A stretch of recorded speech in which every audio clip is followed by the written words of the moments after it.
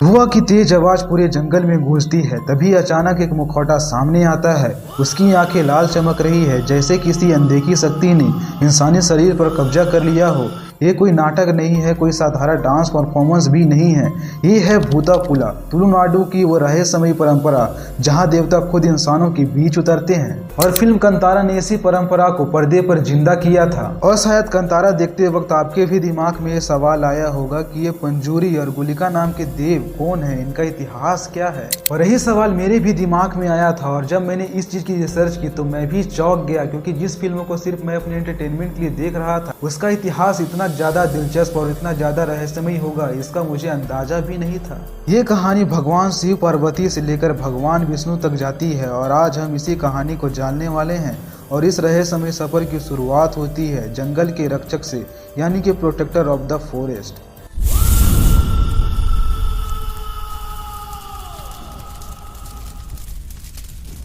अचानक ढोल की थाप गूंजती है और मसालों की रोशनी पत्तियों पर पड़ती है। गांव के बीचों बीच एक पंडाल सजा है और लोग अपनी आंखों में डर और विश्वास दोनों लिए खड़े हैं। ये कोई साधारण रात नहीं है, ये वो रात है जब देवता खुद इंसानों के शरीर पर उतरते हैं और गांव से बात करते हैं। और इसी पल में पहली बार पंजूरी देव की चीख हमें सुनाई देती है। ये सिर्फ कोई आवाज नहीं है, बल्कि ये है जंगल की धड़कन। पंजूरी देव की कथा की बात करें तो कहा जाता है कि पंजूरी का जन्म कैलाश पर्वत के जंगलों में एक जंगली सूअर के रूप में हुआ था। बचपन में वो काफी ज्यादा शांत और मासूम थी, लेकिन जैसे जैसे वह बड़े होते गए उन्होंने कैलाश पर्वत के पेड़ पौधों को नष्ट करना शुरू कर दिया।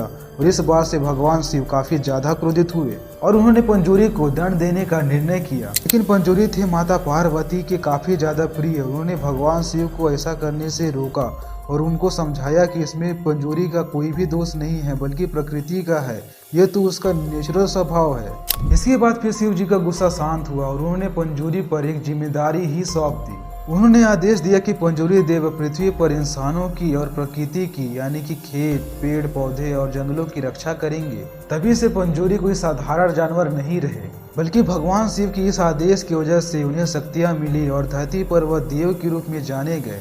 इसके अलावा तुलुनाडु यानी कि भारत के इस क्षेत्र में मौजूद कई सौ गांवों में पंजूरी देव को बराह अवतार का प्रतीक भी माना जाता है। ये वही स्वरूप है जिसको भगवान विष्णु ने पृथ्वी को बचाने के लिए लिया था। लेकिन जैसा कि अभी तक की कहानी से हम समझ पाए हैं कि पंजूरी का असली मकसद खेत, पेड़ पौधों की, प्रकृति और इंसानों की रक्षा करना है। इसलिए तुलुनाडु क्षेत्र के किसानों का ऐसा विश्वास है कि फसलों पर किसी भी तरह का संकट आता है, सूखा आता है, बाढ़ आता है या कोई जानवर फसलों को नष्ट करते हैं, तो पंजूरी देव की पूजा करने से संकट टाला जा सकता है। और वही कारण है कि पंजूरी को हमेशा धान, नारियल, केला, लड्डुओं का भोग लगाया जाता है। उनकी पूजा शांति और समृद्धि का आशीर्वाद माना जाता है। अब ये तो थी पंजूरी देव की उत्पत्ति की कहानी, लेकिन अब हम आते हैं असली पॉइंट पर कि कैसे कोई देव इंसानी शरीर पहन आता है। ढोल की आवाज तेज होती जाती है। पूजा कर रहे पुजारी का शरीर पसीने से भीगने लगता है। उसके चेहरे पर पंजूरी का मुकुट है जिस पर जंगली सुअर की आकृति बनी हुई है। और अचानक से उसकी चाल बदल जाती है, उसकी आंखें लाल हो जाती है, उसकी सांसें भारी होने लगती है और अब वह कोई साधारण इंसान नहीं रहा, वो खुद एक पंजूरी है। इसके बाद वह पंडाल के बीचों बीच खड़ा होकर भूमि को छूता है और कहता है कि अब ये भूमि सुरक्षित है। और सभी गांव वाले पंजूरी देव के सामने झुककर खड़े हो जाते हैं, क्योंकि उन्हें पता है कि अब उनका खेत और फसल पंजूरी देव की निगरानी में है और वे उसे सुरक्षित रखेंगे। लेकिन ये देवता सुरक्षा करने के साथ साथ न्याय भी करते हैं। गांव में किसी ने झूठ बोला, अपराध किया या किसी की जमीन हड़पने की कोशिश की तो ये सब कुछ पंजूरी देव के सामने खुल जाता है। ऐसा कहते हैं कि जो कोई भी पंजूरी देव की आंखों में देखता है वो सच कभी भी छुपा नहीं पाता। और ऐसा कई बार हुआ है। पूजा के दौरान जब गाँव वाले अपनी समस्या लेकर पंजूरी देव के सामने आते हैं तब पंजूरी बिना कुछ पूछे उन्हें उनकी समस्या भी बता देते हैं और उसका समाधान भी बता देते हैं। और किसी ने अगर क्राइम किया है या कोई भी अपराध किया होता है तो पंजूरी खुद उसके सामने जाकर बताते हैं कि तूने ये अपराध किया है और अब तुझे इसका दंड मिलेगा।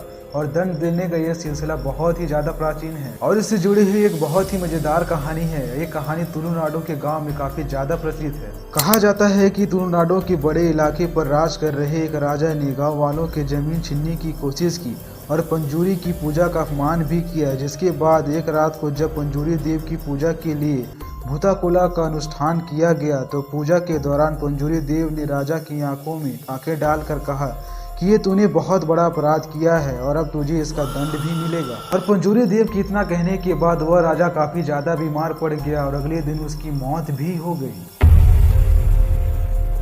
और सिर्फ यही नहीं बल्कि उसका पूरा परिवार जो जमीन हड़पने में उसके साथ थे वो सभी एक एक करके मरते चले गए और उसका पूरा वंश खत्म हो गया। और ये कहानी गांव में चलती आ रही है कि पंजूरी से बड़ा कोई न्यायाधीश नहीं है और यही कारण है कि तुलुनाडु के गांव वाले पंजूरी देव से बहुत ज़्यादा डरते हैं। तो ये थी पंजूरी देव की पूरी कहानी जिस पर कांतारा मूवी भी बनी है। तो होप करता हूँ कि आपको ये वीडियो पसंद आई होगी, तो वीडियो को लाइक एंड चैनल को सब्सक्राइब जरूर से कर देना ताकि मैं आप सबके लिए ऐसे ही horror related videos and mysterious videos लेकर आता रहूँ। Thanks for watching.